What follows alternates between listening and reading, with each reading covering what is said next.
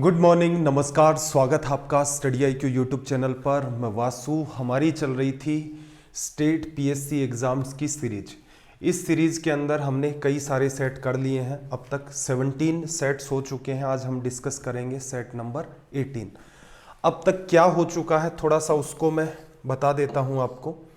तो अब तक अगर हम लोग बात करें तो हमने कुल मिलाकर के ये स्टेट्स कवर कर लिए हैं। स्टार्टिंग हमने की थी Madhya Pradesh public service commission से, साथ ही में उत्तर प्रदेश को भी देख लिया था। फिर हमने राजस्थान के RAS के जो सवाल थे उनको भी इनके साथ शामिल कर लिया था।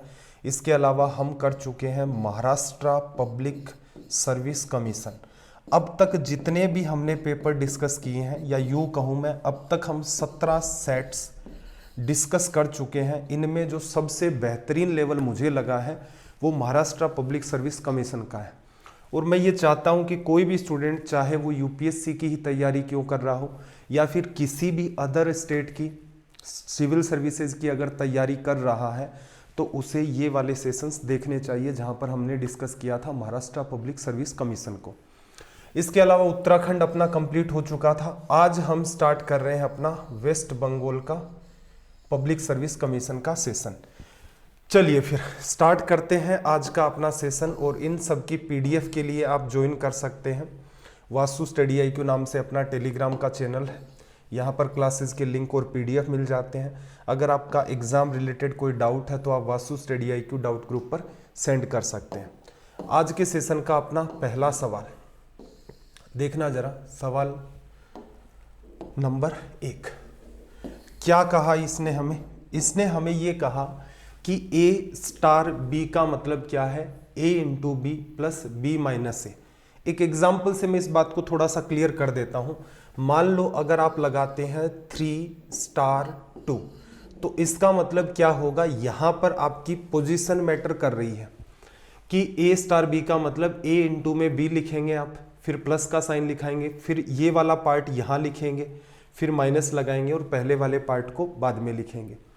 तो अगर 3 स्टार 2 होता हमारे पास तो क्या करते, जैसा पैटर्न चल रहा है अपना, 3 इंटू में हम लोग लिखते 2 प्लस फिर B कौन सी वैल्यू आपकी दूसरे नंबर वाली, ये लिखते 2, फिर माइनस लगाते, फिर क्या करते, पहले नंबर वाली वैल्यू लिख लिए जाते जो कि कितनी है 3। तो यहाँ से रिजल्ट कितना आता, 3 गुणा 2 6 प्लस 2 8, 8 में से 3 चला गया तो 5। तो ये तो कॉमन अप्रोच हो गई कि इस पर्टिकुलर सवाल को हम लोग अंडरस्टैंड कैसे करें। एक बार अगर आपने इसको अंडरस्टैंड कर लिया तो फिर मामला आसान है। कैसे, इसने आपको दिया है C स्टार फिर ब्रैकेट 2 स्टार 5। जब आप बोर्ड मास के सवाल करते हैं तो आपको पता होगा कि पूरे के अंदर पहले ब्रैकेट को सोल्व करेंगे हम लोग। तो सबसे पहले हम लोग टारगेट बना लेते हैं इस ब्रैकेट पर। इस ब्रैकेट के अंदर वैल्यू देखते हैं तो आप A की वैल्यू पाते हैं 2 और B की वैल्यू आप यहाँ पर पाते हैं 5। डील कर लें तो देखो 2 गुणा 5 कितना आ गया 10, प्लस B मतलब दूसरे नंबर का नंबर 5, और माइनस क्या करोगे A जो कि आपका 2 है। तो यहाँ से वैल्यू कितनी आ गई, 10 5 15 में से 2 चला गया 13। अब आपको यही बात किसके साथ लगानी है, C स्टार पूरे ब्रैकेट का कंक्लूजन 13 निकल के आ चुका है। डील करने का तरीका, इस पूरे के इक्वल जब आप लिखेंगे तो क्या लिखेंगे, A इंटू B मतलब C इंटू में 13 प्लस B मतलब दूसरा नंबर माइनस का ये वाला नंबर C, और इक्वल्स टू में इसका रिजल्ट आपको इसने क्या दिया है 97, ये आपको दिया। देखो 13 गुणा C में से एक C चला गया, कितना बचा 12C बराबर 13, उसमें से लेस कर दोगे तो कितना बचेगा आपका 84। यहाँ से इसे आप कैंसिल आउट करेंगे तो C की वैल्यू कितनी आ जाएगी 7 निकल के। आपसे बस इतनी सी बात पूछ रहा था कि इसके लिए C की वैल्यू क्या होगी, तो आप कह देंगे इसके लिए वैल्यू C की क्या होगी 7। हर सवाल को एकदम बेसिक के साथ कि आपको क्वेश्चन भी समझ में आए। अमूमन क्या होता है, कई बच्चे स्किप कर देते हैं। रीज़न सिंपल सा है कि आप जब बुक्स से पढ़ते हैं तो बुक्स सारे पैटर्न नहीं कवर करता, बुक्स चैप्टर को कवर करता है। अब इसको किस चैप्टर में डाला जाएगा ये राइटर के ऊपर डिपेंड करता है। इसलिए किसी भी एग्जाम की आप तैयारी कर रहे हैं तो कम से कम उसके प्रीवियस ईयर क्वेश्चंस तो आप जरूर सोल्व करें, वहीं से आपको एक अच्छा खासा आइडिया मिलेगा। साथ ही में मान लो आप एक एक्स एग्जाम की तैयारी कर रहे हैं अपने पर्टिकुलर स्टेट में, और दूसरा स्टेट वैसी ही एग्जाम कंडक्ट करवाता है जिसका नाम वाई है, तो आपको क्या करना चाहिए, इसके प्रीवियस ईयर तो करें ही करें, साथ में उसके प्रीवियस ईयर लगाने का भी प्रयास करें, जिससे आपको एक रफ आइडिया हो जाएगा कि अच्छा ये संभावनाएं होती हैं।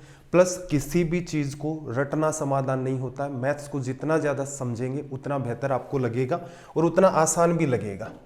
चलिए भाई नेक्स्ट क्वेश्चन की तरफ मूव करते हैं। देखना जरा इसने आपको क्या कहा, लैंग्वेज को जल्दी से रीड करो। यहाँ पर लैंग्वेज क्या कह रही है कि a डिवाइड b मीन्स, इसका मतलब क्या है, a to be added to b। a डिवाइड b का मतलब अगर आप a में डिवीजन करते हैं b का, अगर आप कहीं भी ऐसा लिखा हुआ पाते हैं तो इसका मतलब ये है कि आप a के अंदर b को ऐड करेंगे। फिर इसने कहा कि a इंटू बी अगर आप देखते हैं कहीं भी a इंटू बी, इसका मतलब क्या है, a to be divided by B, कि a को क्या करेंगे, b से डिवाइड करेंगे, a to be divided by b, तो a के अंदर b का डिवीजन किया जाएगा। मतलब जो पहली संख्या है उसके अंदर दूसरी का डिवीजन कर देंगे। यहाँ कुछ समस्या थी नहीं। हमारा सवाल है ये वाला कि 14 डिवीजन 7, डिवीजन का मतलब क्या है भाई, अभी अभी हमने समझा था कि जहां डिवीजन लगेगा उसका मतलब है दोनों का एडिशन। 14 में 7 ऐड कर दिया, कितना आ गया हमारा 21। फिर आगे डिवीजन है तो प्लस का साइन, फिर अगला जो ब्रैकेट है मल्टीप्लाई लगा हुआ है और आपको क्या करना है यहाँ पर डिवीजन, इसको हटा करके आपको लगाना है डिवीजन। 14 में 7 का डिवीजन करोगे कितना आ जाएगा 2, दोनों का एडिशन कर दोगे तो फाइनल जो हमारा रिजल्ट यहां से निकल के आया वो क्या हो जाएगा, रिजल्ट नंबर सी। क्लियर है? सवाल किस लेवल का था? सवाल आसान था।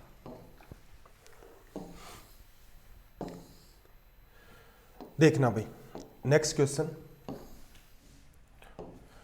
आपको क्या कहा, what is the reminder when 2 to the power 41 is divided by 7। देखो रिमाइंडर थ्योरम की अगर मैं बात करूं तो आपको कहां पढ़ा दिया गया था। रिमाइंडर थ्योरम के लिए अगर मैं बात करूं तो हमने 90 डेज की एक रेलवे की सीरीज चलाई थी, याद होगा आपको। इसके अंदर हमने जितने भी चैप्टर्स अमूमन जितनी भी एग्जाम्स के अंदर पूछे जाते हैं सारे के सारे चैप्टर यहाँ पर कवर किए थे। एक या दो चैप्टर कवर नहीं किए थे, जैसे प्रोबेबिलिटी हो गया, परम्यूटेशन कॉम्बिनेशन हो गया। इसके अलावा कॉमन एग्जाम्स में जितने भी चैप्टर आते हैं उन सबको हमने यहाँ पर डिस्कस किया था। अगर मान लो आप कोई पर्टिकुलर चैप्टर पढ़ना चाहते हैं, रीज़न ये है कि सवाल तो आपको हर टाइप के मिलेंगे कि इस पैटर्न का भी सवाल मिल गया आपको, इस पैटर्न का भी सवाल मिल गया, तो पढ़े कहाँ से, उतना ज़्यादा टाइम भी नहीं होता स्टूडेंट के पास। तो क्या करोगे आप, इस पार्ट के ऊपर फोकस तो करना पड़ेगा। तो इस 90 डेज की एक PDF है, उसको कर लें डाउनलोड अपने मोबाइल के अंदर। इस PDF को मोबाइल में डाउनलोड कर लेंगे। इसके अंदर क्लास 1, क्लास 2, क्लास 3 से लेकर क्लास 90 तक की सारी क्लासेज हैं। आपका मन हुआ कि सर ये मैं प्रॉफिट एंड लॉस का चैप्टर देखना चाहता हूँ, PDF में मुझे ये वाले सवाल या इनका कॉन्सेप्ट समझ नहीं आ रहा, प्रॉफिट एंड लॉस की उस पर्टिकुलर क्लास पर जाओ, वहीं क्लिक करो, सीधे सीधे वीडियो के अंदर चले जाओगे। तो कुछ कुछ चैप्टर ऐसे होते हैं कि जहां पर हमारे सामने चैलेंजेस ये हैं कि अगर बच्चे ने पहले नहीं पढ़ रखा है तो उसे समझाना थोड़ा सा मुश्किल हो जाता है। तो सेम टू सेम आपके सामने ये वाला जो सवाल था रिमाइंडर थ्योरम का, आपके सामने ये जो सवाल था, इसके लिए आपकी एटलीस्ट थ्योरी है वो कंप्लीट हुई होनी चाहिए। करना क्या है फिर, थ्योरी एक बार आप कंप्लीट कर लेंगे, 2 टू दी पावर 41 में आपको डिवीजन करना है किसका, 7 का। जब हम रिमाइंडर थ्योरम पढ़ते हैं तो हम अमूमन लगभग हर एग्जाम का ही ट्रेंड ये है कि इनके बीच का ऊपर लिखे हुए नंबर और नीचे लिखे हुए नंबर का डिफरेंस 1 होना चाहिए। लगभग हर एक एग्जाम का यही ट्रेंड चलता है। इसी पर बेस्ड बहुत सारे सवाल एग्जाम्स में पूछे जाते हैं। लेवल पूछने को बहुत हाई भी हो सकता है, उससे मना नहीं कर रहा, लेकिन ऑलमोस्ट जो सवाल है वो इस पैटर्न पर बनते हैं। इसको कैसे डील करें, तो इसको कुछ ऐसे डील कर दो, 2 टू दी पावर 3 लिख दो, लिख दिया। यहाँ पर पावर कितनी है 41, मतलब 2 को हम 41 बार लिख सकते हैं, तो 3 का भाग दे देंगे तो कहाँ तक चला गया डिवीजन, 39 तक। फिर गुणा में 2 की पावर 2 और लिख लिया। अगर आप सबको जोड़ोगे 13 इंटू 3 39 प्लस 2 41 हो गया। यहाँ पर आपके पास क्या आ गया 7। थोड़ा सा और सिंप्लीफाई कर देता हूँ, यहाँ आपके पास मेंटेन है 8 टू दी पावर 13 इंटू में 4 और डिवीजन में कितना आ गया 7। रिमाइंडर थ्योरम में आपको सिखाया जा चुका है ये वाला पार्ट कि सीधे सीधे नंबर्स में आपको डिवीजन करना है। 8 में 7 का डिवीजन, 8 में 7 का डिवीजन करेंगे, रिमाइंडर 1 की पावर 13 1 ही होगा, इंटू में 4 डिवीजन में 7। तो फाइनली कंक्लूजन क्या निकला 4/7, जो कि आपका यहाँ पर क्या हो गया रिमाइंडर। मेरा ये मानना था कि एक बार अगर आपने इस बात को प्रॉपर मैनर में अंडरस्टैंड कर लिया है तो नीचे वाला पार्ट आपको लिखने की नीड नहीं थी।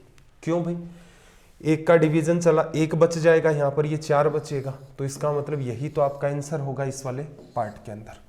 इजीली डील किया जा सकता है, तरीका मैंने आपको बता दिया है।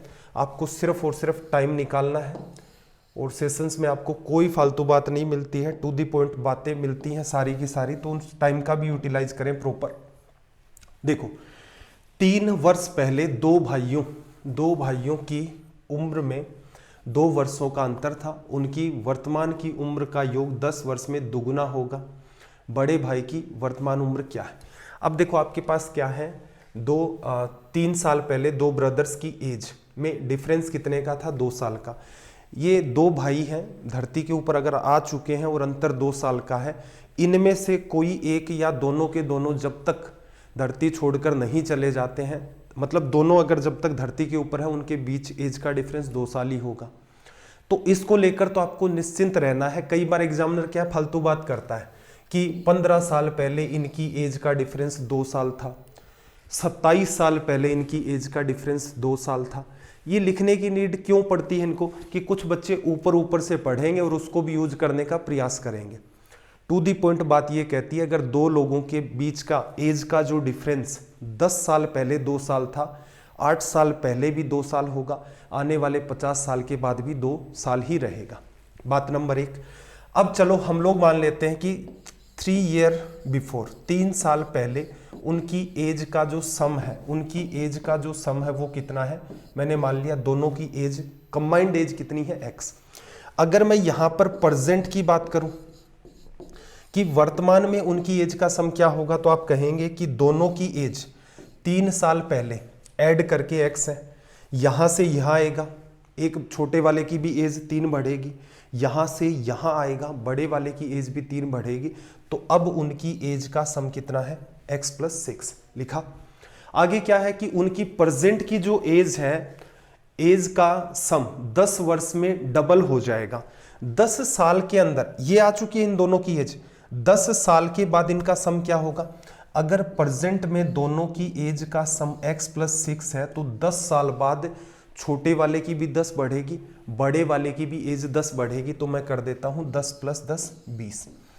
इन दोनों के अंदर इसने एक रिलेशन दिया है, रिलेशन को समझना। The sum of their present ages will be double. जो प्रेजेंट एज है उनका सम डबल हो जाएगा कब, इन 10 ईयर्स। 10 ईयर्स के अंदर ये एज है और डबल करते हैं तो ये एज है, इसका मतलब ये दोनों चीजें इक्वल है। सोल्व करें, ये बनेगा 2x, वो x इधर आ जाएगा, x बचा। यहां से देखना 6 × 2 12, 26 में से उधर जाएगा तो एक तो 6 कट गया और यहां पर कितना आ जाएगा 14 लिखा जा सकता है। दोनों की एज का सम 3 साल पहले कितना था आपका x, जो 14 है। बड़े भाई की वर्तमान उम्र क्या है, दोनों की प्रेजेंट एज कितनी है भाई 20 साल, x + 6 हो गई। बड़े भाई की एज कितनी है, तो मैं क्या करता हूं, दोनों की एज के बीच डिफरेंस कितने का है 2 साल का। दोनों भाइयों की एज का जो सम है वो कितना है 20 ईयर्स। मैं ऐसा करता हूं कि बड़े वाले को वो 2 साल दे देता हूं, तो 20 में से 2 साल बड़े के हिस्से में चले गए, कितने बचे 18। 18 की मैं क्या कर दूं, बराबर बराबर टुकड़े कर दूं, तो यहां से जो मुझे 2 साल का गैप क्रिएट करना था वो भी क्रिएट हो गया। छोटे वाले की 9 आ गई, बड़े वाले की एज यहां पर कितनी आ गई 11। तो असल में देखा जाए ये सवाल एक इस इक्वेशन पर बेस था। जरूरी नहीं था कि आप इतना कुछ लिखते, एग्जाम में लिखने की नीड नहीं है, ये वाला भी लिखने की नीड नहीं थी, ये जस्ट आपने अज्यूम किया है। यहाँ पर आपकी स्टोरी चली गई, 20 आ गया, 20 के अंदर डिस्ट्रीब्यूशन कर देते, आपका रिजल्ट निकल के आ जाता। चलो भाई अगले सवाल की तरफ मूव करते हैं। देखना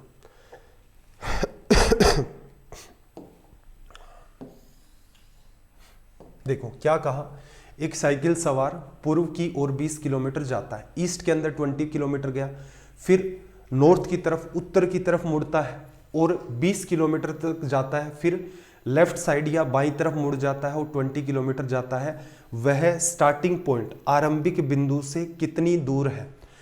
देखो डील करने का सिंपल सा तरीका क्या होता है, डायरेक्शन के सवाल इजी होते हैं, डायरेक्शन आपको जस्ट अज्यूम करनी है। इसको ईस्ट माना जाता है, इसको नॉर्थ माना जाता है, इसको साउथ माना जाता है, ये आपका इंटरनेशनल स्टैंडर्ड होता है। अब ये मत कहना कि सर मैं तो ये मानूंगा, इसको वेस्ट मानूंगा, मानने को कुछ भी मान लो, कोई समस्या नहीं है। थोड़ा सा चैलेंजिंग होगा, जहां कहीं भी आप एक्सप्लेनेशन देखेंगे उसके अंदर यही पैटर्न यूज किया जाता है। चलो अब स्टार्ट करते हैं। मान लेते हैं इनिशियल लेवल पर वो यहां पर था, फिर क्या कहा कि 20 किलोमीटर ईस्ट, 20 किलोमीटर इसको ले जाओ ईस्ट में, मैं मान लेता हूं यहां पर है, ये 20 किलोमीटर चला गया वो ईस्ट के अंदर, फिर नॉर्थ की तरफ मुड़ता है और कितना चलता है 20 किलोमीटर, नॉर्थ की तरफ चला गया 20 किलोमीटर, ठीक है। फिर क्या कह रहा है, लेफ्ट में मुड़ता है, देखो नॉर्थ की तरफ ऊपर जा रहा सीधे सीधे, लेफ्ट मुड़ेगा मतलब इस तरफ मुड़ गया और कितना चला 20। तो आप ये कह सकते हैं,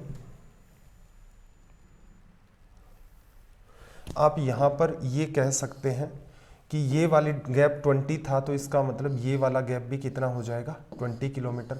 अब वो पर्सन यहां पर पहुंच चुका है, आपसे क्या पूछा कि इनिशियल पॉइंट पर से वो कितनी दूरी पर है, तो आप कह देंगे कि भाई ये तो एक स्क्वायर बन गया, तो ये दूरी तो 20, तो इसका मतलब ये भी आपका 20 हो गया, 20 किलोमीटर आपका यहां से निकल के आ गया रिजल्ट।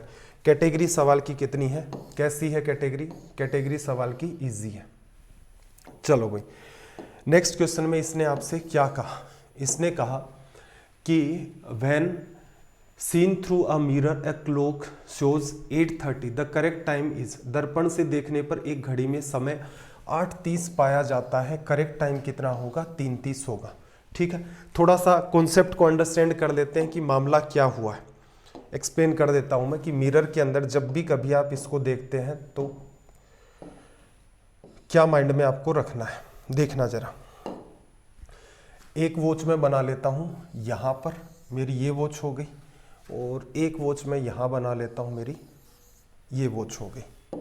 ये मैंने वॉच बना ली है, इसके अंदर मैं कर देता हूं थोड़ी सी मार्किंग से पहले मैं रख देता हूं यहां पर एक मिरर, बीच में रख दिया मैंने एक मिरर। अब थोड़ा सा बात को अंडरस्टैंड करना, कॉमन सेंस का सवाल है, एक बार में ही बात क्लियर हो जाएगी। वॉच के अंदर यहां पर आपका 12 होता है, ये आपका 6 होता है, ये पार्ट आपका 3 होता है, ये आपका 3 होता है, ये पार्ट आपका 9 होता है, लिख दिया। वॉच के अंदर उसने टाइम कितना बता रखा था 8:30, तो ये इसका है सेंटर, टाइम कितना 8:30, तो ये यहाँ पर कहीं 7 होगा, यहाँ पर कहीं 8 होगा। टाइम 8:30 है, तो मतलब घंटे की जो सुई होगी वो किस पर होगी 8 से कुछ आगे, मिनट वाली तो इसके ऊपर होगी, मिनट वाली तो इस पर होगी, लेकिन घंटे वाली आधे घंटे में कहीं यहाँ आ जाएगी, एकदम मिड वाले पॉइंट के अंदर, आधे घंटे में यहाँ आ गई। जब आप इस बात को मिरर के अंदर ऑब्जर्व करेंगे, तो मिरर का कॉन्सेप्ट बड़ा ही सिंपल सा होता है, अंडरस्टैंड करना। जो चीज़ आपके पास नज़दीक होती है वो नज़दीक दिखाई देती है। जैसे अगर मैं x यहाँ लिखूंगा तो मिरर के जस्ट पास में है, यही मुझे x दिखाई देगा। अगर मैं यहाँ पर y लिखता हूँ तो मिरर से इसकी जितनी दूरी होती है उतनी ही दूरी यहाँ उसकी हो जाएगी। एक्चुअल में देखा जाए कोऑर्डिनेट ज्योमेट्री के अंदर मिरर इमेज पढ़ाया जाता है, टेक्निकल टर्म कहती है कि यहाँ पर मिड पॉइंट थ्योरम जो है वो काम करती है, हमें उससे कोई लेना देना नहीं, हमें अपनी क्लॉक का सवाल सोल्व करना है। अब देखना जरा क्या होगा, मिरर में देखोगे तो ये वाला पार्ट आपको जस्ट यहाँ दिखा, ये वाला पार्ट आपको यहाँ पर दिखेगा कुछ, ये वाले जो पार्ट्स आपके हैं ये आपको यहाँ दिखेंगे। इन दोनों के बीच में मोटे वाली सुई है, इसको मैंने रख दिया। फिर इस तरफ जाओगे तो एक स्ट्रेट लाइन है, तो इसका मतलब यहाँ भी आपको एक स्ट्रेट लाइन दिखेगी। अब बताना जरा यहाँ से टाइम कितना है, तो आप कहोगे टाइम निकालना बड़ी ही ईजी टास्क था। ये 3 बजे हैं, 3 से आगे निकली है, 4 पर तो नहीं पहुंची, 3 बज चुके हैं। और इसके बाद अगला जो टाइम है वो कितना है, 30 के ऊपर, तो आप कह दोगे 3:30 आपका टाइम होगा। क्लियर। एक दूसरा कॉन्सेप्ट भी यहाँ पर काम में लिया जाता है। दूसरा कॉन्सेप्ट क्या होता है कि क्लॉक जब आप डिटेल के अंदर पढ़ते हैं तो ऑल ओवर आपका कंक्लूजन ये निकलता है कि घड़ी के अंदर आपका टाइम अगर 8:30 हो चुका है, डिटेल में जब पढ़ेंगे तब मैं आपको ये बात अच्छे से क्लियर कर पाऊंगा। तो दूसरा जो टाइम है जो इसकी मिरर इमेज में आपको निकालना है, आप क्या करो, 12 घंटे में से इस टाइम को 8 घंटे 30 मिनट को लेस कर दो। 12 घंटे में से 8 घंटे को अगर आप लेस करेंगे तो आपके पास कितने बचेंगे, 4 घंटे। 4 घंटे में से भी 30 मिनट को लेस करेंगे तो आपके पास टाइम बचेगा 3:30। जैसे कल को कोई उलझा करके सवाल दे दे तो उलझा हुआ सवाल डायग्राम से तो डील नहीं कर सकते। जैसे आपको टाइम दे दिया 8:37, तो कैसे डील करें, तो आप सीधे सीधे जाओ 12 में से इसको लेस कर दो। 12 घंटे में से 8 घंटे चला गया, 4 घंटे बचा। 4 घंटे में से आपको 37 मिनट लेस करने हैं, तो मैं इसे ऐसे समझ लेता हूँ, ये 3 घंटे और कितने हैं, 60 मिनट। इसमें से 37 आप लेस करेंगे तो आपके पास कितना बचेगा, 23 मिनट। तो टाइम कितना हो जाएगा, 3:23। ये एक काम की बात होती है। ऑल ओवर कंक्लूजन हमने ये निकाला है कि कोई इजी सवाल है तो आप डायग्राम बनाएं, उससे भी कर सकते हैं। एक बार बेटर ये रहेगा कि 15-20 मिनट में क्लॉक के 2-3 कॉन्सेप्ट होते हैं, उनको सीख लें और भविष्य के लिए निश्चिंत रहें। सीखें उनको, रटे नहीं।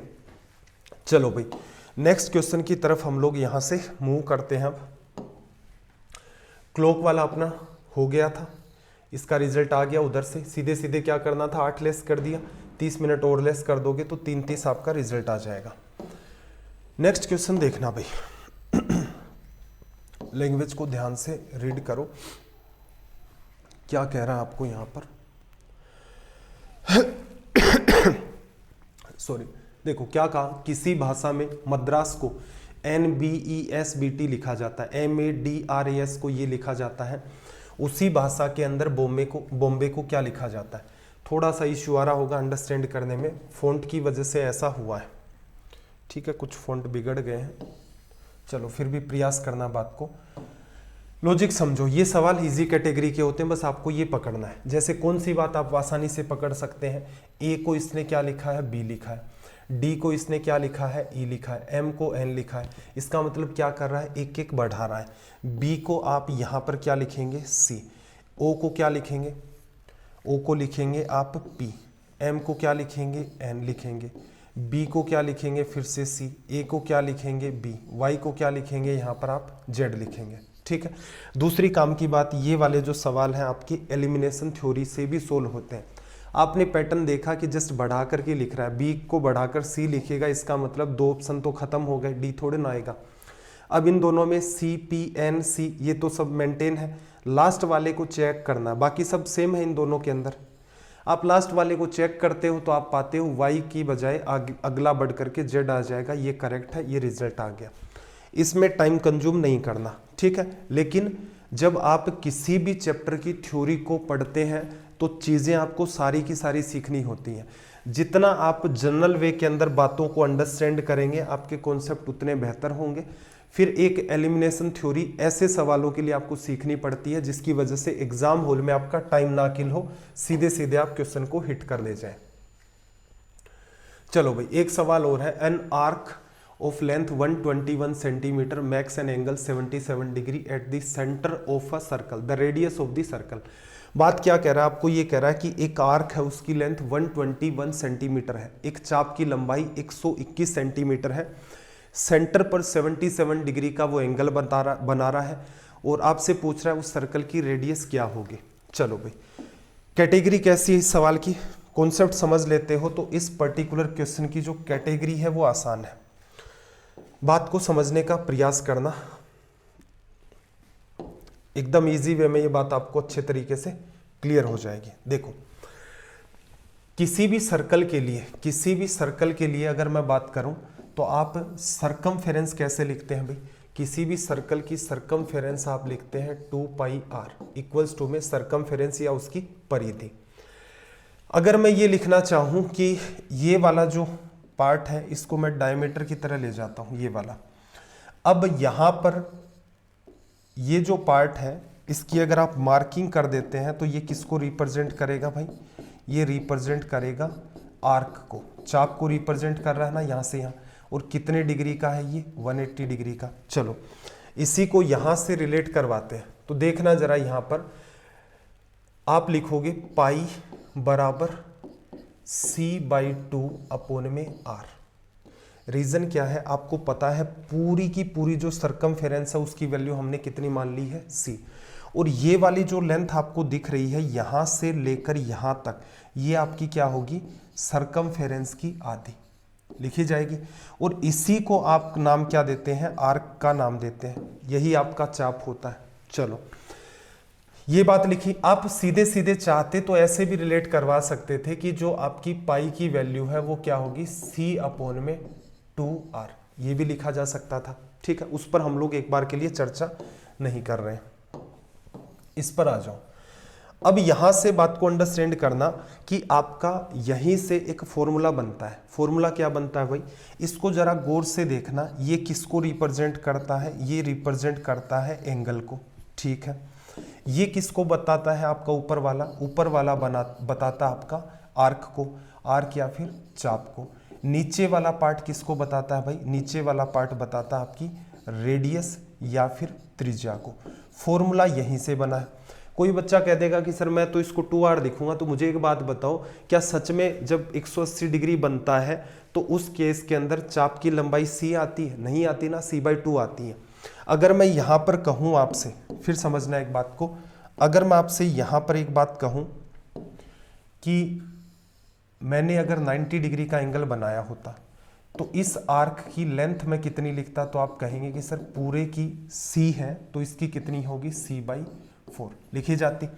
तो यहां से ये एंगल 90 डिग्री का है, ये क्या होगा? पाई का जस्ट हाफ होगा।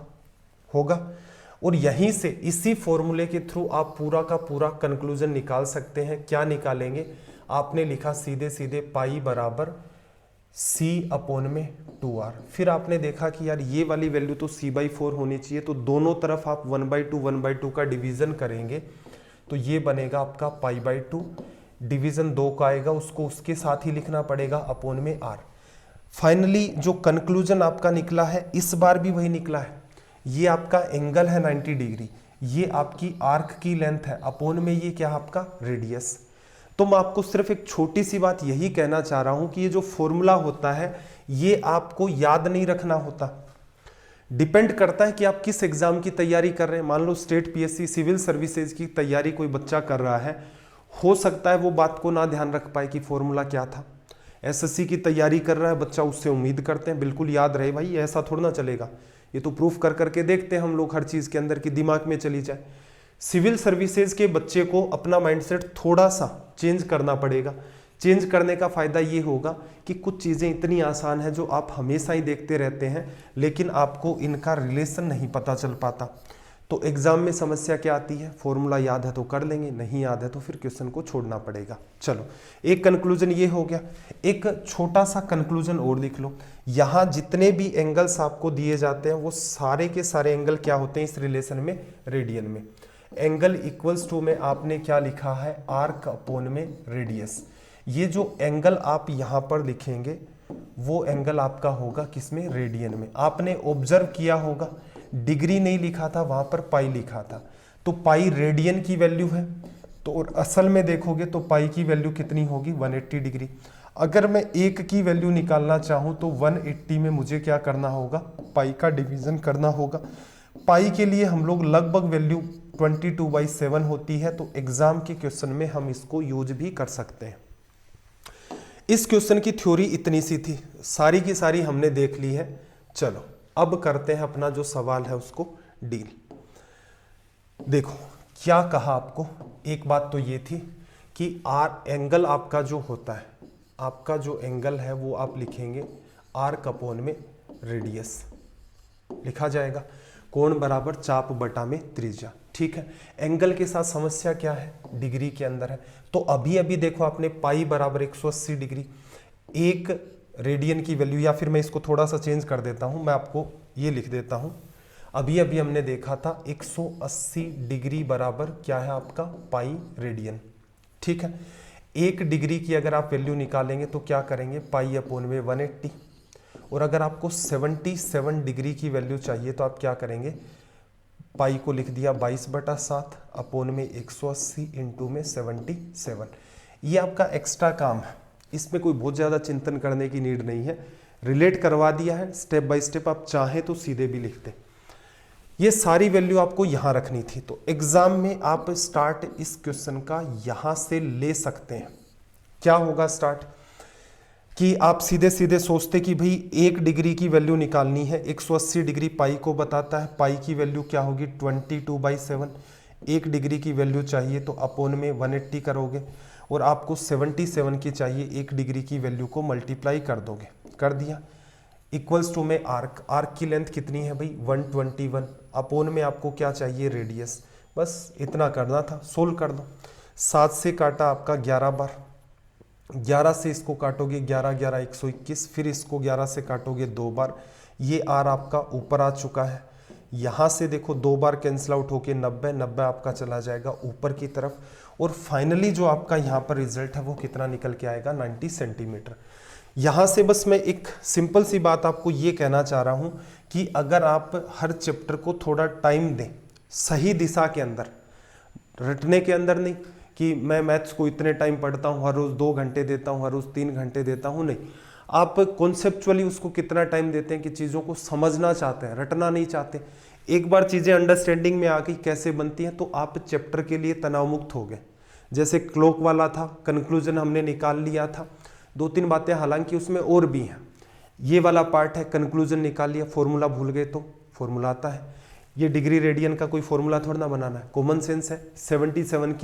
77 डिग्री की वैल्यू रेडियन में चाहिए, डिग्री 180 पाई के बराबर, 1 की वैल्यू पाई अपॉन 180, और यहाँ से फिर लिखोगे 77 डिग्री 22/7 अपॉन में 180 गुणा 77 लिखा जा सकता है। तो काम आसान है, दिशा बस आपकी सही होनी चाहिए। तरीका भी मैंने आपको बता रखा है कि क्या फॉलो करोगे जिससे आपका काम आसानी से हो जाएगा। चलिए भाई, क्या कहा, the arithmetic mean of the numbers 9 12 15 18 20 22 is increased by 1।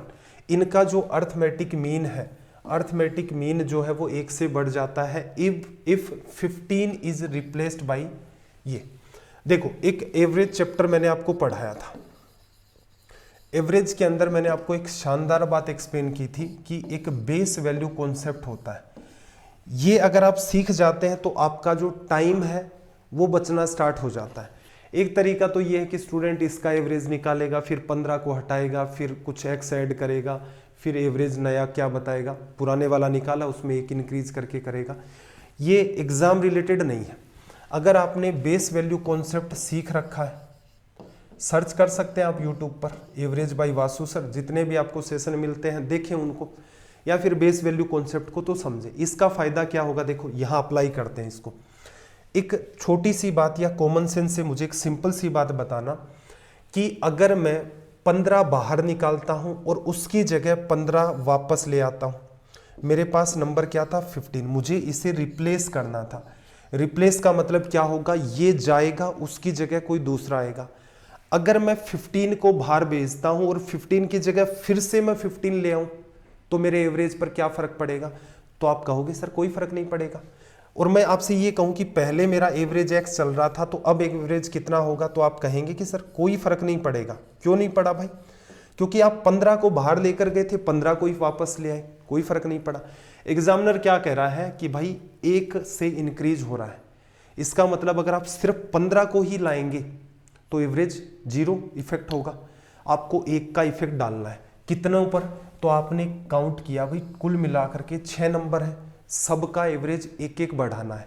15 तो वापस ले आए, उससे एवरेज वो का वो मेंटेन है, लेकिन हर नंबर का एवरेज आपको 1-1 बढ़ाना है। तो क्या करोगे, एक्स्ट्रा में 6 ले आओ, 6 एक्स्ट्रा में आएंगे तो 6 लोगों में 1-1 करके बढ़ जाएंगे।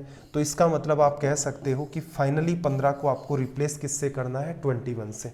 सिर्फ अंडरस्टैंडिंग है, एक नॉर्मल सी अंडरस्टैंडिंग है, कोई एक्स्ट्रा दिमाग नहीं लगाना, कोई ट्रिक व्रिक नहीं है, सीधे सीधे आपने बात को समझा कि अच्छा 15 जा रहा है, 15 वापस आ रहा है, क्या फर्क पड़ेगा, कोई नहीं पड़ेगा। तो 15 को तो ले आते हैं, पुराने वाला एवरेज मेंटेन होगा। सबको एक एक बढ़ाना भी है, तो बाहर से 6 लाओ, 6 लोग हैं तो सबको एक एक दो दोगे तो आपको क्या मिलेगा, 6 एक्स्ट्रा मिलेगा। तो नंबर आपको क्या लेना है, 15 + 6 और 21 आपका यहां से क्या हो जाएगा, रिजल्ट। चलिए भाई देखना जरा अगला सवाल आपका, क्वेश्चन नंबर, लैंग्वेज को रीड करो। देखो क्या कह रहा है, the percent increase in the surface area of a cube when each side doubled. कि आपको ये कह रहा है कोई घन है, घन का जो पृष्ठीय क्षेत्रफल है वो कितना % बढ़ जाएगा अगर हम हर साइड को डबल कर दें। तो सिंपल सी बात आपको पता होनी चाहिए कि जो आपका क्यूब होता है, जो आपका क्यूब होता है, थोड़ा सा एक्सप्लेन कर देता हूं मैं यहाँ पर, इस बात को समझना। जो आपके पास क्यूब होता है उसकी कुल मिलाकर के आपके पास 6 सरफेस होती हैं, कुल मिलाकर के 6 सरफेस होती हैं और हर एक जो सरफेस इसकी होती है वो कैसी होती है, स्क्वायर के जैसी। आप एक रैंडम रूम के साथ इसका कंपैरिजन कर सकते हैं। साइड अगर मैं क्यूब की मानता हूं ए, तो लंबाई, चौड़ाई और ऊंचाई, लेंथ, विड्थ और हाइट सब की सब क्या होंगी, ए होंगी। इसके पास नंबर ऑफ सरफेसेज जो होती हैं, नंबर ऑफ सरफेसेज जो इसके पास होती हैं वो 6 होती हैं। हर एक सरफेस किस कलर की, सॉरी कैसी है, तो मैं इसको थोड़ा सा डार्क कर रहा हूं यहाँ पर। जैसे इस सरफेस को आप ऑब्जर्व करना, ये वाली सरफेस कैसे कलर की है, ब्लू कलर की। इसका कोई मुझसे कहे कि एरिया कितना, तो आप कहेंगे कि ये तो स्क्वायर बन गया। तो इसका मतलब एक सरफेस का एरिया ए स्क्वायर है, कुल मिलाकर के 6 सरफेस है, तो 6 सरफेस का एरिया क्या हो जाएगा, 6a स्क्वायर। ये तो हो गई आपकी एकदम बेसिक बात। अमूमन मेरा ये मानना है कि लगभग हर बच्चे को ये बात पता होती है। चलो फिर क्वेश्चन की तरफ मूव करते हैं।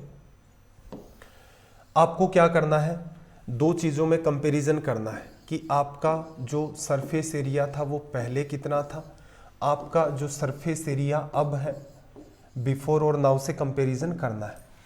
सरफेस एरिया लिखोगे, रेशियो के अंदर लिखना। रेशियो में लिखने का फायदा क्या होगा, 6a स्क्वायर, 6a स्क्वायर, 6 से 6 कट गया।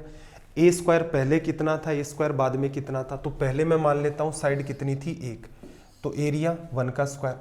फिर इसने क्या कहा कि % increase in surface area each side doubled, double कर दिया, साइड को 2 कर दिया, तो 2 का स्क्वायर। क्या कहोगे, पहले टोटल सरफेस एरिया 1 था, बाद में कितना हो चुका है, 4, कितने का % इंक्रीज, 3 का हुआ, 1 पर परसेंटेज में बदलना है, मल्टीप्लाई बाई 100, तो फाइनली जो हमारा रिजल्ट आ गया वो कितना हो गया, 300। सवाल ऐसा है, आप थोड़ा सा भी इसके अंदर प्रयास करें तो ये बड़ी ही आसानी से माइंड में सोल्व हो सकता है। उम्मीद है आपको यहां तक की सारी बातें समझ आ गई होंगी। देखो अगला सवाल आपके सामने, आपसे क्या पूछा है कि भाई find the LCM of 4/3, 8/9 and 3/5। इसका आपको लघुत्तम समापवर्ती या एलसीएम फाइंड करना है। फाइंड करने का तरीका फ्रैक्शन का यही होता है, जब चैप्टर पढ़ाते हैं तो डिटेल में इसको बताते हैं कि ऊपर वाला जो पार्ट है उसका क्या करना, आपको एलसीएम लेना है। नीचे वाला जो पार्ट है, न्यूमरेटर जो होता है उसका एलसीएम लेना होता है, नीचे डिनोमिनेटर जो होता है उसका आपको एचसीएफ लेना होता है। इसके पीछे भी रीजन है, एलसीएम एचसीएफ आपको पढ़ा रखा है, अगर रीजन जानने के इच्छुक है तो वहां जा सकते हैं, क्योंकि वो बात समझाने में कम से कम 5 से 6 एग्जाम्पल लेने पड़ेंगे। बात इतनी ध्यान रखनी है, अगर आपको कोई फ्रैक्शन दे दिया जाए a/b, x/y, l/m, 2 दे दे फ्रैक्शन या 3 दे दे, अगर आपको ये कहे एलसीएम बताओ तो ऊपर वालों का एलसीएम ले लो, नीचे वालों का एचसीएफ ले लो। अगर आपसे कहे कि इनका एचसीएफ बताओ तो जो बात पूछे ऊपर वाले का एचसीएफ आपको लेना है, नीचे वाले का बचा हुआ पार्ट आपको एलसीएम लेना है। इतनी सी बात अगर आप ध्यान रख लेते हैं तो फिर इसमें कुछ था नहीं। देखो 4 और 8 का एलसीएम 8 होगा, 8 और 3 का एलसीएम कितना हो जाएगा, 24। एचसीएफ की अगर मैं बात करूं, 3 और 9 का एचसीएफ तो 3 है, लेकिन 5 और आ गया तो कुछ भी कॉमन नहीं है, तो एचसीएफ कितना आ गया, 1। तो फाइनली जो हमारा रिजल्ट निकल के आया वो यहाँ से कितना आ जाएगा, 24।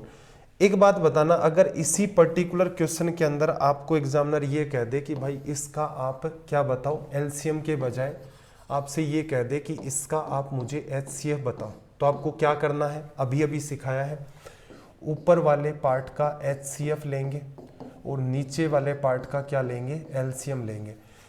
4, 8 और 3 कुछ कॉमन है, सिर्फ एक कॉमन है, तो एचसीएफ हो गया ऊपर 1, ठीक है। 3, 9 और 5 का, 3 और 9 का एलसीएम 9 हो गया, 9 और 5 का एलसीएम लोगे तो कितना हो जाएगा, 45। तो उस केस में आपका रिजल्ट क्या निकल के आता, ये वाला। क्या पूछता, जब यहाँ पर आपसे पूछता कि इसका एचसीएफ क्या होगा। उम्मीद है बात आपको समझ में आ गई होगी। कैलकुलेशन पर बेस्ड एक बेहतरीन सवाल आपके सामने है।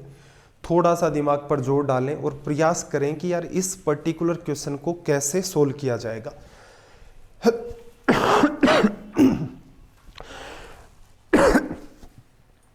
सॉरी, देखो एग्जामिनर चाहता तो क्या पूछ सकता था, सिर्फ इतना ही पार्ट आपको देता और ये सवाल पूछ लेता। लेकिन एक बात सहूलियत एग्जामिनर ने ये क्या कर दी कि 1 का स्क्वायर, 2 का स्क्वायर, 3 का स्क्वायर से अगर हम लोग n के स्क्वायर तक जाएं तो इसका सम n into n plus 1 2n plus 1 divide by 6 होता है। तो ये एक्चुअल में फॉर्मूला किसका है, फर्स्ट n नेचुरल नंबर के स्क्वायर का सम। नेचुरल नंबर आपके जो है वो स्टार्ट होते हैं कहाँ से, 1 से।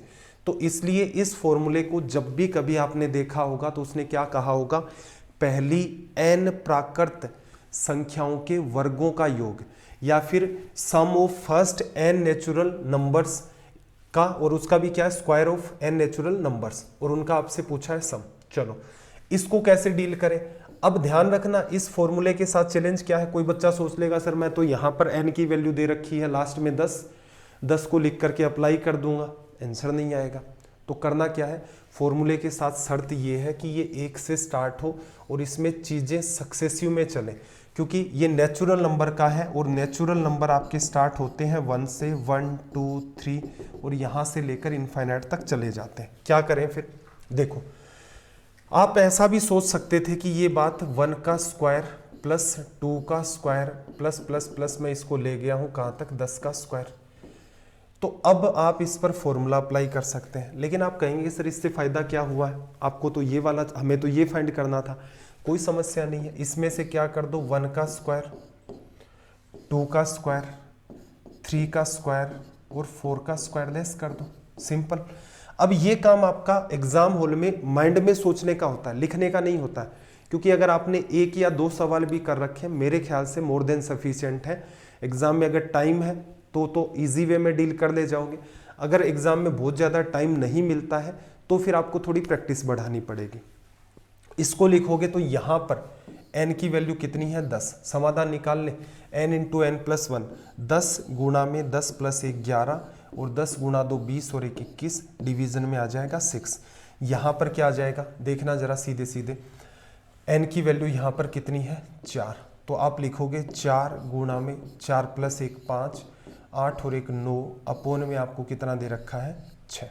ठीक है, इसे हम लोग सोल्व कर लेते हैं। तो देखो एक बार तो कटेगा ये 2 से, तो यहाँ आ जाएगा 5, 3 तो ये कट के 7 आ जाएगा। 3 से कैंसिल आउट करोगे, 3 बार नीचे 2 आएगा, इसको इससे कैंसिल आउट कर दो। अब देखना गुणा करना है, 7 गुणा 5 35 और ये आपका कितना आ गया 38, माइनस 3 गुणा 2 6 5 30, तो रिजल्ट आ गया 355। ये हमारा यहाँ पर क्या हो गया, करेक्ट रिजल्ट। अगर आपको अप्रोच पता है तो एक तरीका ये भी हो सकता था, हालांकि ये बात इसी क्वेश्चन पर अप्लाई होगी कि भाई सर इसका जो भी सम है मैं यहाँ तक क्या मान लेता हूँ, 10 मान लेता हूँ। तो पूरे का सम लिखूंगा तो मैं क्या लिख लूँगा, 10 गुणा में 11 और गुणा में 21 अपोन में 6। इसे कैंसिल आउट किया, ये 5 बना आपका और 3 बना तो यहाँ 7, 35 का मल्टीप्लाई करोगे 5 8 3, कि सर 1 से लेकर 10 के स्क्वायर तक तो ये आ गया। उसमें से मैं क्या, मुझे तो ये चाहिए था 5 का 6 का 7 का 8 का 9 का और 10 का स्क्वायर। तो उसमें से 1 का स्क्वायर लेस कर दो, 1 का स्क्वायर 1, 2 का स्क्वायर 4, 3 का स्क्वायर 9, 4 का स्क्वायर 16, 16 4 20 और 30, तो ऐसा भी सोच सकते थे कि 30 हम लोग यहाँ से क्या कर देंगे लेस, तो फाइनली जो आपका रिजल्ट निकल के आएगा वो क्या होगा 355। लेकिन समस्या कहाँ पैदा होगी, अगर कल को एग्जामिनर ने थोड़ी सी चालाकी कर दी। चालाकी क्या कर दी, इसी सवाल को पूछ लिया 15 का स्क्वायर, 16 का स्क्वायर, 17 का स्क्वायर, इसको डाल देते हैं हम मान लो 20 का स्क्वायर, तब आपको जो पीछे अप्रोच अप्लाई की थी वो करनी ही पड़ेगी। रीजन, सबको 20 तक जोड़ तो लोगे, लेकिन एडिशन करने के बाद सब सब्ट्रैक्शन करोगे तो समस्या आएगी। तो बेटर क्या रहेगा, फॉर्मूले को अप्लाई करना है, पिछले वाली अप्रोच को सीखना ही पड़ेगा। ठीक है, छोटे नंबर हैं तो जरूरी नहीं था कि ऐसा ही हो, बात को अंडरस्टैंड करना। असल में देखा जाए कई संभावनाएं निकल के आती हैं सवालों के अंदर, डिपेंड करता है कि आप कौन सा दिमाग लगाएंगे। मान लो कोई बच्चा उसने एक बार देख रखा था, उसे ये पता था कि इनको जोड़ने का ये फॉर्मूला है, तो इसका मतलब इनको जोड़ने का भी तो फॉर्मूला यही होगा, इसे यूज करना। आपको नहीं आता, कोई बात नहीं, आप कहोगे सर मैं तो 5 का स्क्वायर लिख दूं 25, 6 का स्क्वायर 36, 7 का स्क्वायर 49, 8 का स्क्वायर 64, 9 का स्क्वायर 81 और 10 का स्क्वायर 100, यहीं तक मामला चल रहा है। तो 9 और 1 10, 4 14, 6 20 और 5 आपका 25, 2 लग गया कैरी, 3 4 7 4 11, 11 में 6 जोड़ा 17, 17 8 25, 8 7 15, 25 2 कैरी 355, ये लो आंसर आ गया। तो ये क्या कर दिया आपने, चरम ही कर दिया सारी चीज़ों का कि भाई कोई बात नहीं है, हमें नीड नहीं है आपके फॉर्मूले की। अगर सवाल ऐसा है, और अमूमन आप जिस एग्ज़ाम की तैयारी कर रहे हैं उसके अंदर एक्चुअल में देखा जाए तो बहुत लंबे चौड़े सवाल नहीं पूछता है वो, इसी टाइप के पूछता है, तो घबराने की नीड नहीं होती। बस थोड़ा कॉमन सेंस लगा करके काम करना है कि भाई कुछ भी नहीं पता था आपको, मान लो कल को एग्जाम में उसने ये बात भी नहीं दी, ठीक है, एग्जामिनर ने इतना ही सवाल पूछा, अब आपने अगर गौर से ऑब्जर्व किया होगा, आप ऐसे लिख करके कर रहे हैं, फॉर्मूले से कर रहे हैं, दोनों ही तरीकों से सेम टाइम लग रहा है। तो अगर इतना सा ही सवाल है तो मुझे नहीं पता क्या फॉर्मूला है, मैं तो सीधे लिखूंगा, जोड़ दूंगा। थोड़ा बहुत और बड़ा होता 3-4 डिजिट तो भी देख लेते, लेकिन डिजिट्स काफ़ी ज़्यादा बढ़ जाती हैं, रेंज आपकी काफ़ी ज़्यादा बढ़ जाती है, तो उस केस के अंदर ये बात काम नहीं आएगी। ठीक है, कौन सी जोड़ने वाली, मान लो 25 टर्म दे रखी है तो जोड़ने में बहुत ज़्यादा टाइम किल हो जाता है। तो हर डायमेंशन के ऊपर हम लोग यहाँ पर काम करते हैं, पर्पज उसका बस इतना सा ही है कि सारी की सारी चीज़ें आपको सीखनी है कि मैथ्स में भी कैसे कॉमन सेंस लगाया जाता है, क्या आपकी अंडरस्टैंडिंग होती है। अगला सवाल देखना, what should come in the place of question mark in the following series. Series में क्वेश्चन मार्क की जगह क्या आ रहा है, 3 देखा, 8 6 14 20, तो पहला तो दिमाग लगाएं कहीं सीरीज डबल डबल तो नहीं है। 8 में 6 ऐड किया और इसमें फिर 6 ऐड किया, इसका मतलब +6 और +6 तो हो रहा है। यहाँ पर 3 में आपने कितना जोड़ा है, 3 ऐड किया है, तो क्या रहेगा, इसमें भी आप 3 ऐड कर दो। डबल डबल सीरीज लग रही है इसलिए कर दिया, 3 ऐड कर दोगे 6 में, तो फाइनली जो आपका यहाँ पर रिजल्ट निकल के आएगा वो कितना आ जाएगा, 9। यही हमारा आंसर है। क्या हमें दूसरा लिखना था। एक बच्चा डाउट कर सकता है इस बात में कि सर ऐसा भी तो हो सकता था कि यहाँ 3 ऐड हो, यहाँ 3 का स्क्वायर ऐड हो। बिल्कुल डाउट आ सकते हैं और आने भी जेन्युइन है। कोई कह देगा सर आपको क्या पता चला 3 ही ऐड है, 3 की पावर 1 हो, यहाँ 3 की पावर 2 हो, बिल्कुल हो सकता है। कोई ये भी कह सकता था कि सर यहाँ 3 होता और यहाँ 3 गुणा 1 मानते, इसको 3 गुणा 2 मानते, 6 भी तो हो सकता था, बिल्कुल हो सकता था। संभावनाएं सारी बन रही हैं। हमने क्यों नहीं लिया फिर यहाँ पर, जैसे आप चाहते 6 ऐड करते तो 12 भी रिजल्ट आता, हमने इसलिए नहीं लिया क्योंकि ऊपर जो सीरीज चल रही है उसके अंदर दोनों ही नंबर में एक सेम डिजिट ऐड हो रही है। उसमें अगर कहीं भी मल्टीप्लाई स्क्वायर होता तो फिर हम नीचे वाले पर दिमाग लगाते, या फिर आप इसे एक सिंगल सीरीज में कन्वर्ट कर दें, उससे भी हो जाएगा। ठीक है, लेकिन उसमें टाइम कंज्यूम होगा।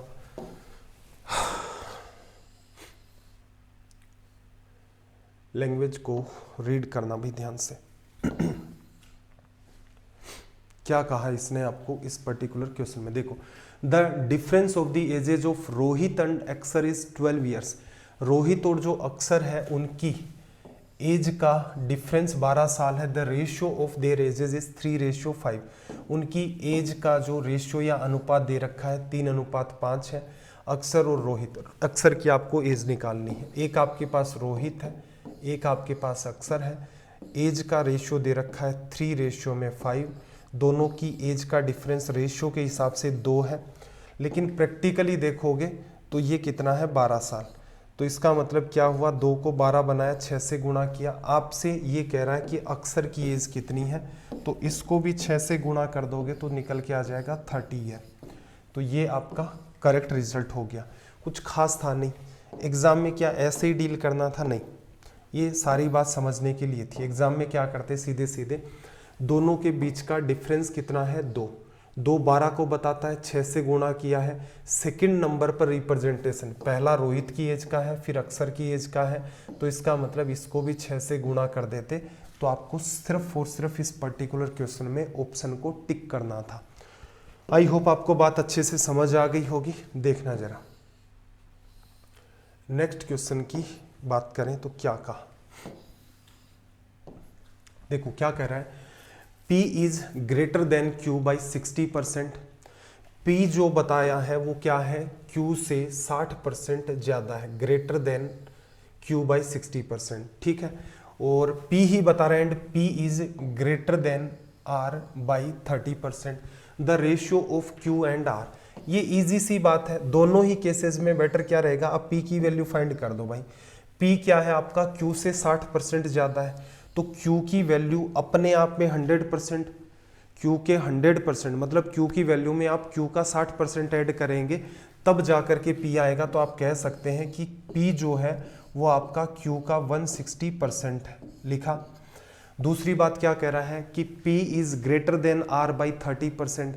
R की जो वैल्यू है उसके अंदर R का 30%, R का 100%, उसमें R का 30%, या R में R का 30% ऐड करेंगे तो फाइनल जो वैल्यू हमारी निकल के आएगी वो क्या होगी, R का 130%, लिखा।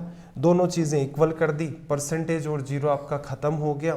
Q और R का रेशियो आपसे पूछा गया था, तो यहाँ से निकल के आ गया हमारा 13:16। तो करेक्ट ऑप्शन जो है आपका वो क्या हो गया, यहाँ से C लिखा जा सकता है। कुछ खास था सवाल में, नहीं, रिलेशन सीधे सीधे दे रखा था इसलिए सीधे सीधे उतार दिया कि Q का भी रिलेशन इसने आपको दिया P के साथ और इसने R का भी रिलेशन दे दिया P के साथ, तो तुरंत के तुरंत हमने इसे डील कर दिया।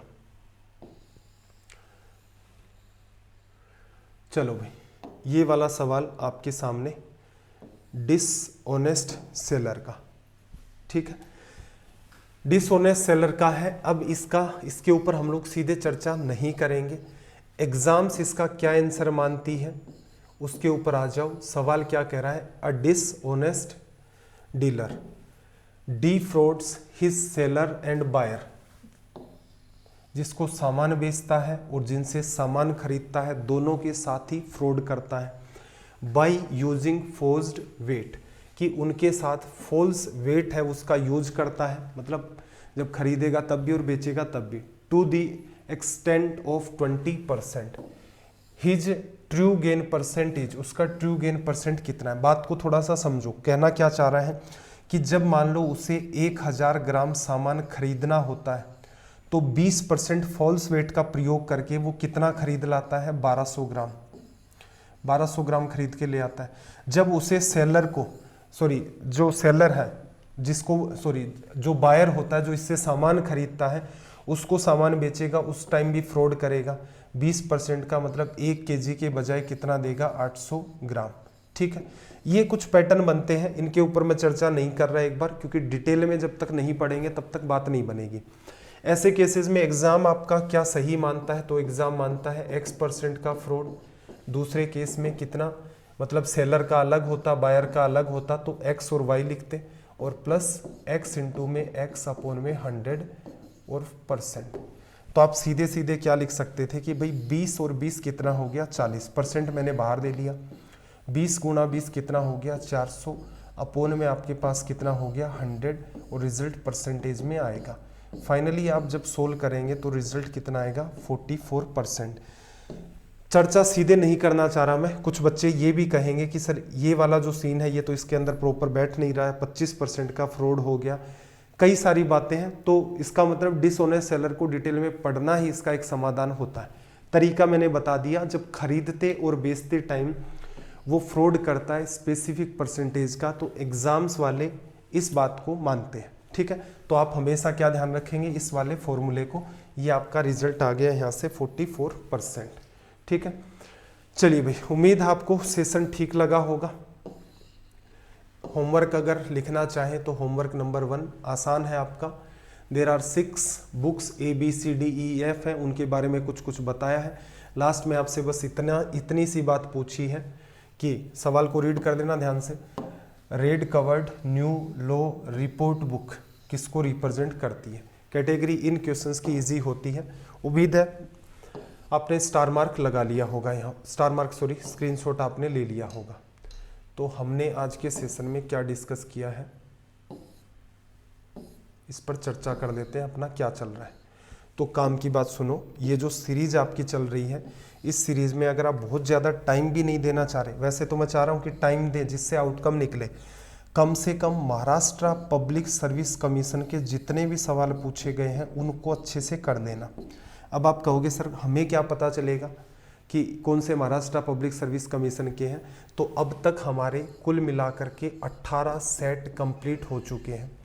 हर सेट का अगर आप एवरेज निकालेंगे तो 15 से लेकर 18 सवाल तक चला जाता है। ठीक है, तो यहाँ से मोटा मोटी अगर आप देखेंगे तो 300 सवाल आपको मिलेंगे। एक सिंगल सवाल इधर उधर से नहीं किया गया है, सारे के सारे इन एग्जाम्स में पूछे गए हैं।